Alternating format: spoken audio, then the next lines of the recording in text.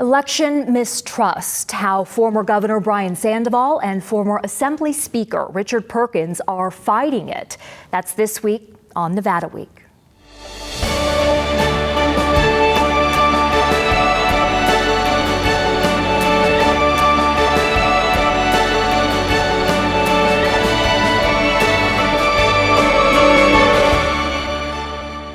Support for Nevada Week is provided by Senator William H. Hernstedt. Welcome to Nevada Week. I'm Amber Renee Dixon. The Democracy Defense Project says its mission is to reestablish faith in the elections process. Launched in June, the bipartisan effort includes former elected officials and leaders from Nevada, Arizona, Georgia, Michigan, New Hampshire, Ohio, Pennsylvania, and Wisconsin. These are battleground states that the organization thinks challenges to federal elections could come from. Here to explain how they're trying to prevent any unfounded challenges from the state of Nevada are former Republican Governor Brian Sandoval and former Democrat Speaker of the Assembly, Richard Perkins. Thank you both for joining us. Amber, thank you for having us. You are co-chairs of the Nevada chapter of the Democracy Defense Project. Let's first establish this. Where do each of you stand on whether the victory of President Joe Biden in 2020 was legitimate? No, and I'll start. I feel that it was legitimate. There's no reason not to believe that. I would agree with Governor Sandoval. All of the challenges or accusations have been unproven, and so I believe it's legitimate as well.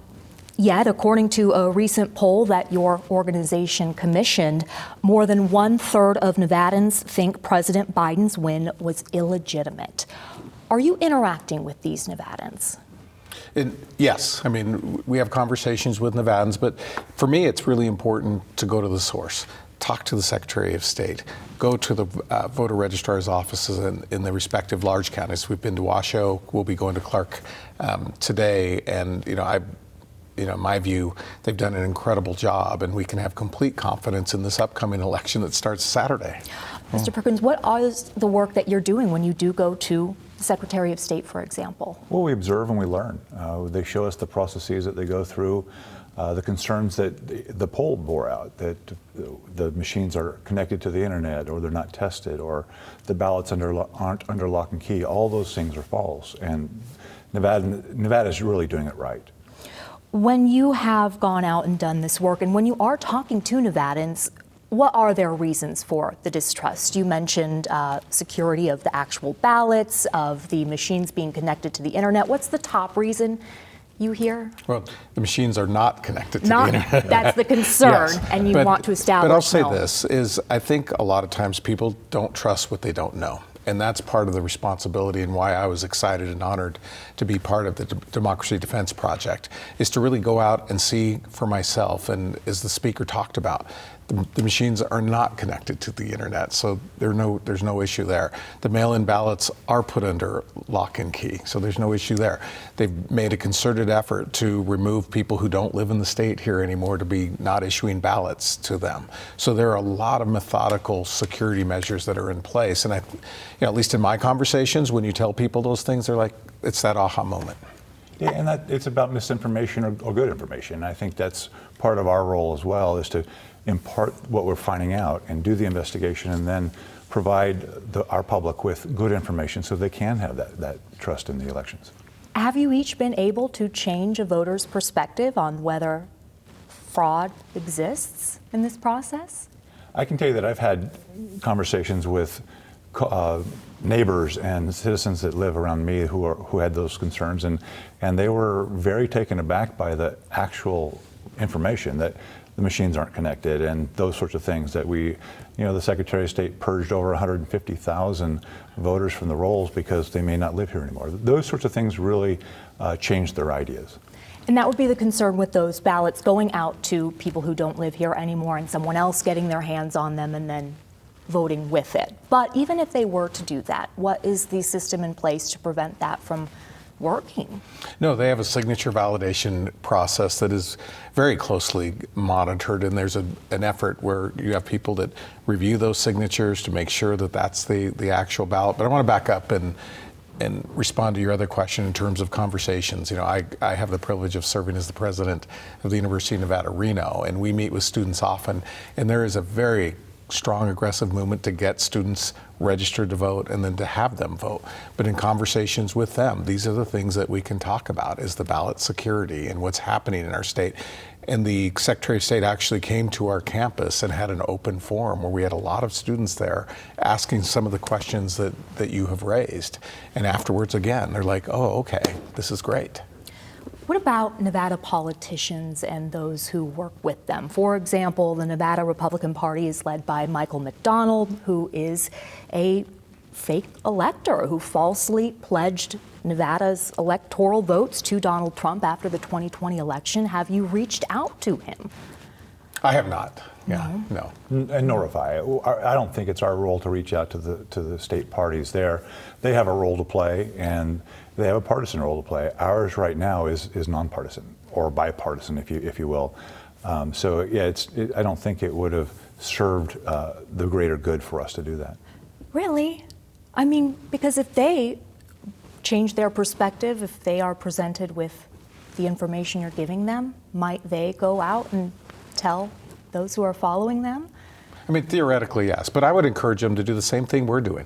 Go to the voter registrar's office, see for yourself the ballot security that they have and the methods. I mean, the other thing, at least in Washoe County, and we'll see in Clark today, I mean, there's constant surveillance, there's key security, there are all the, I mean, I felt good before I went in there, but after seeing it, I felt even better. Yeah, it was impressive. I come from a law enforcement background, and security is a big thing. The transparency that they have as well. And by the way, when they validate signatures, it's a two-person bipartisan team, one Republican, one Democrat. So there's no way for that to be impacted by the partisan activities of our two major parties. You could reach out to Michael McDonald and say, hey, why don't you go take a tour, right? Sure. I mean, there's no harm in that.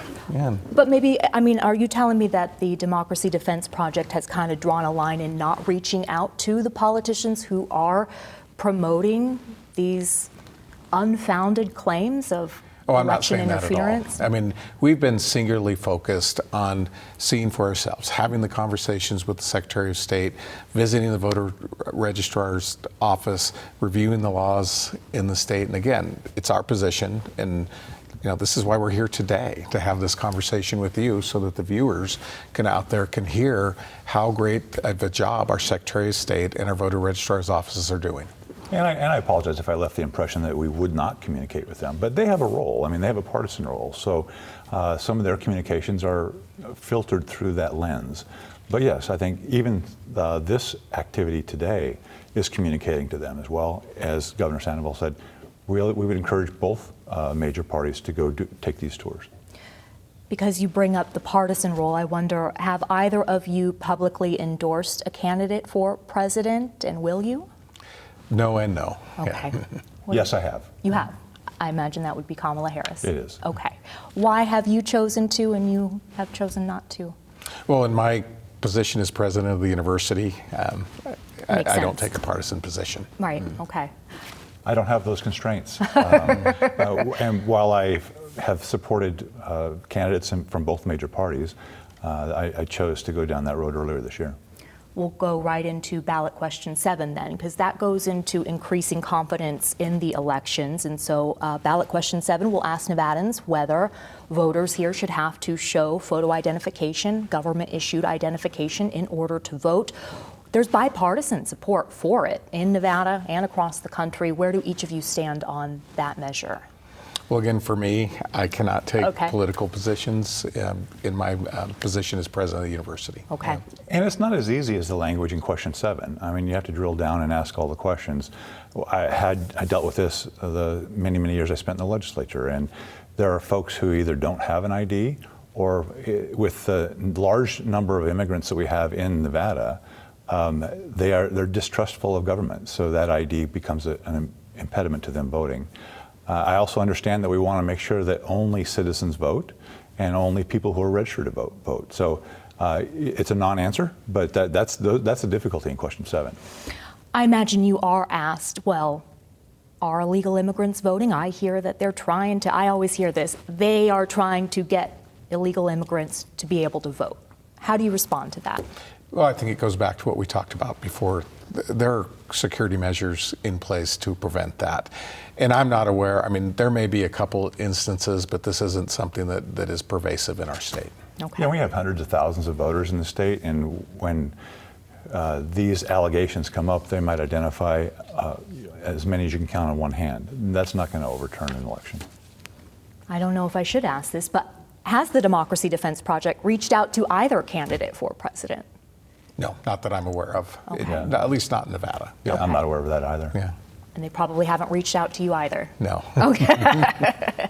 Do you anticipate claims of voter fraud will happen after this election? Well, if history's any guide, absolutely. I mean, it happens every cycle. And then those allegations of voter fraud are oftentimes either just dispelled completely, or they'll find, like I said, 2 or 3 that wouldn't have impacted the election. And to what extent do you expect those claims to be made? I think it's going to happen, but that's part of the due diligence we're doing, but it's also part of what the state has done through the Secretary of State's office, the voter registrar's office. They are establishing this voter security, and if it's going to be tested, that's great, but I think it'll come out the same way it has previously, where they will show that the elections were done with integrity and trust. And I can't speak for Governor Sandoval, but both of us, I believe, believe in the ability to seek resolution through the courts. I mean, that's one of our rights. But I think it's also important for us to, and he's done it already, but to continue to throw out kudos to the registrars and the election workers who are just so dedicated, and the Secretary of State. They've really done an amazing job. The poll that we talked about that you commissioned did show that this is an issue more among Republicans than it is among Democrats. How do you speak to fellow Republicans about this? And have you been, I guess, pushed to the side maybe, or have you received any pushback as a result of your stance that there was no fraud in the 2020 elections? I haven't been pushed aside. Obviously not. And that's part of this conversation we're having today. And there's always going to be a segment that is not going to believe or is going to be distrustful. But I'm hoping, for me, it's really important to go out and be able to give firsthand information based on my conversations, based on what I've seen, based on history. I'm a former judge, so I have a big trust in the judicial system. And everyone has a right to test, whatever they want to test in terms of filing a lawsuit, but have it, if there is going to be those challenges, I'm very confident in where the state and the county stand. What was the moment when each of you realized we got to do something about this lack of confidence? Yeah, I'm not sure I can pinpoint a moment, but it's the distrust in our elections has been growing for a few years, and it becomes scary. Both of us having been in elected office, having trust in your elections is really basic to our democracy, and we want more people to vote, not fewer people. And the outcomes then need to be embraced. So it's grown over time, and when the Democracy Defense Project reached out to me, I did my due diligence to make sure it was an organization that was not leaning one way or the other. It was really an honor to be asked. Was there a moment for you? Well, and this is something that I've been aware of, and since, we served together in the 90s. We've known each other since 1995, and having served as the Attorney General of this state, having served as Governor of this state, I'm a true believer in our election integrity. It's not a perfect system, but it's something that has worked well. And now to have this opportunity to work with the Speaker to really demonstrate to the people of Nevada that when they walk in to their polling place and they cast their vote, they can feel good about that. I thought maybe one of you would say January 6th would have been that moment. What did that date mean to each of you? Again, for me, I've been, had the fortune of being involved in public service in this state for a very long time. And as the Speaker talked about, I really love our state, and I want everyone to be proud of our state. So for me, again, this has been an ongoing responsibility, and I see this as an extension of that. Anything you want to add? I remember where I was at on January the 6th, and the horrible feeling I felt in the pit of my stomach. But it was an inflection point. It wasn't really the tipping point for me to want to be involved. We've both been involved in public service and wanting to increase the integrity of our elections for a long time.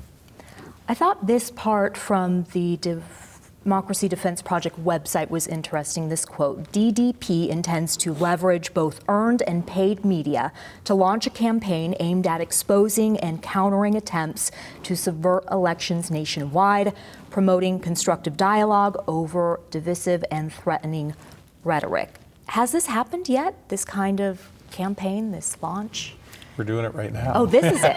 Yes. Okay. No, these types of conversations, and we've done interviews with other media outlets and had the very same conversation that we're having today.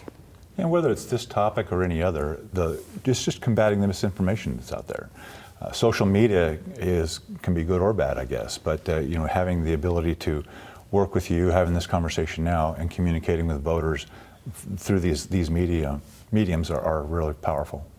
For some reason, I was imagining commercials that were saying that would be, very bold and aggressive at pointing out any attempts to change people's confidence in the election system. But you're saying it seems to be more of a what kind of approach would you say you're taking? An educational approach. Okay. Yeah. Okay. More grassroots than the grass tops, but this educational approach through you and others, I think, is very, very valuable.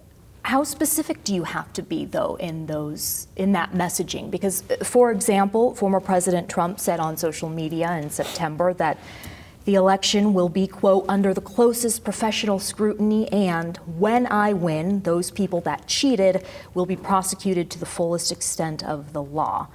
Do you need to immediately respond to those claims? I mean, he is implying that there are going to be cheaters.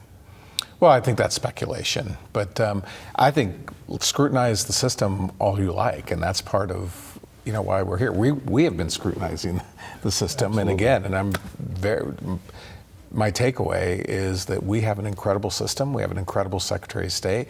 We have wonderful people at our voter registrar's office. They purchased the latest and greatest equipment to ensure election integrity.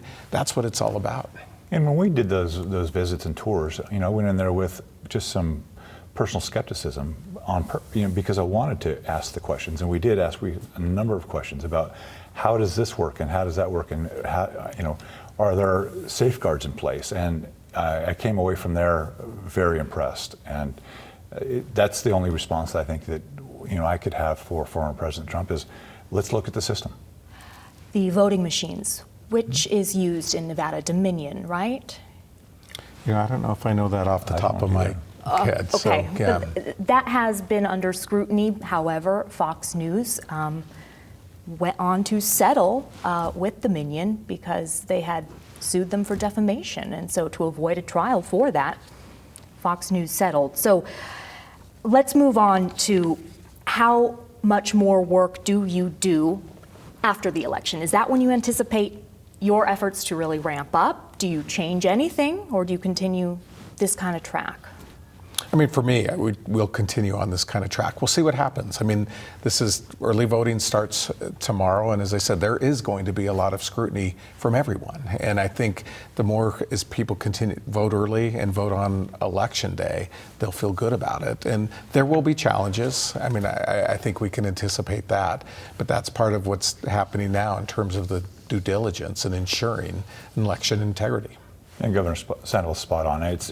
I'm sure there's a conversation that'll need to be had after November the 5th, because there will be some misinformation that's just out there, some accusations, and then we can talk about, just like we're talking with you today, about the systems that we've seen that give us great confidence in our election system here. Nevada's just doing it right, is the best message I could tell them. There may be some aspects that are out of your control, though. For example, Washoe County, there was a recount of the June primary. The county commission voted not to certify those results. So the Secretary of State asked the state Supreme Court to say, hey, you and all the other county commissions in the state, that's your duty to certify election results. And so please issue that kind of advisory. The county commission went on to approve or to certify those election results, and so then the Supreme Court said, well, this is moot. However, it's not the court's duty to issue advisory opinions like this. So do you think the certification of elections is going to be an issue here in Nevada? I mean, that could have established some precedent, correct? I don't think so. I think it was a teaching moment for everybody, for the county commissions across the state. A teaching moment, is that what Yes. you said? Okay. Yeah. How so? Well, like I said, that their job is to certify. Okay. There isn't discretion within that. Even though the state Supreme Court didn't come out and say that Well, the straightforward. state Supreme Court didn't say that because the issue was moot. Okay. And it is, again, being a former judge, it is a time-honored requirement of the courts that to not speculate on a question that is not in front of them, that's already been decided. The ACLU of Nevada said that Nevada could become a national focal point for certification issues come November. Mr. Perkins, do you think If that's the case? something like that were to continue to occur, certainly. But as Governor Sandoval mentioned, it was a teaching moment. Now I think that all 17 counties commissions understand what their responsibilities are, and it was kind of the tune-up. That was the primary election. It's a little smaller, fewer voters. As the registrar would tell you, the Super Bowl's coming on November the 5th. That's their Super Bowl, but they've now been had this dialogue, and the teaching moment has occurred, and I think it sort of takes a lot of the wind out of those sails. Gentlemen, thank you so much for joining Nevada Week, and we look forward to having you back on after the election. All right, it's our Thank pleasure. you, Amber. All right. Early voting starts Saturday, October 19th and runs through Friday, November 1st. Election Day is Tuesday, November 5th. For information on registering to vote, go to vegaspbs.org/Nevada Week. That's where you'll find several voter education videos that we made with the Secretary of State's office. It's called the Hey Nevada Initiative, and it's helping Nevadans stay informed and create a voting plan. We move now to Hispanic Heritage Month. Even though it has officially come to a close, right here on Vegas PBS, you can continue to watch and stream programs and documentaries highlighting the arts, culture, and history of the Latino community. Bienvenidos a Las Vegas host Maria Silva joins us in studio now. And Maria, one specific documentary is inspiring local musicians. Very exciting, Amber. They do say that music is a universal language for a reason. And I got to hang out with some talented Clark County School District students, music students, and I can tell you, blown away by their talent. Can't wait for you to see the video. Now, their inspiration, the Voces documentary, Mambo Legends, The Music Never Ends, which features former members of the Tito Puente Orchestra who are on a mission to keep this style of music alive for future generations.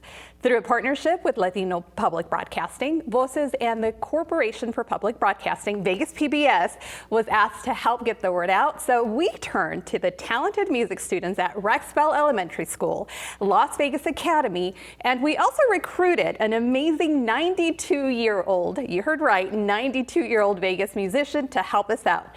Generations uniting to make sure the music never ends. Check it out.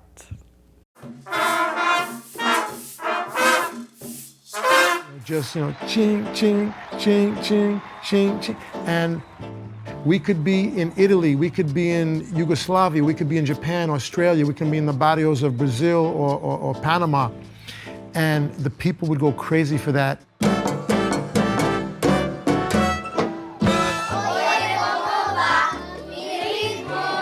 We're the brass bell band at Rexbell Elementary School in Las Vegas.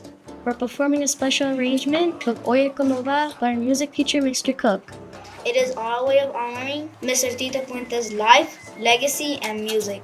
Don't forget to watch Mambo Legends, The Music Never Ends.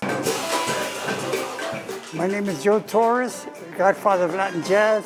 I perform with Celia Cruz, Curtis Prado, Nat King Cole, Dizzy Gillespie. I'm hanging out with the Las Vegas Academy Jazz Band, and we're having a jam session.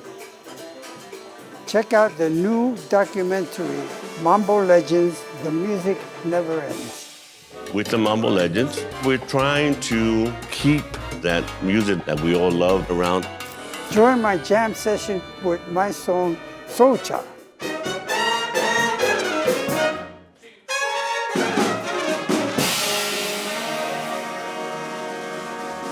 So I have a challenge for you young musicians. Let's hear your mambo, your Latin jazz, your salsa.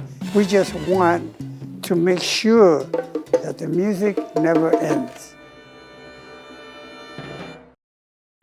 And as you heard there from Mr. Torres, now it's your turn to join our Vegas PBS Latin Jazz Jam Session. Now, you don't have to be a CCSD student to join. You don't have to be Latino. We're inviting all you talented musicians to join our jam session.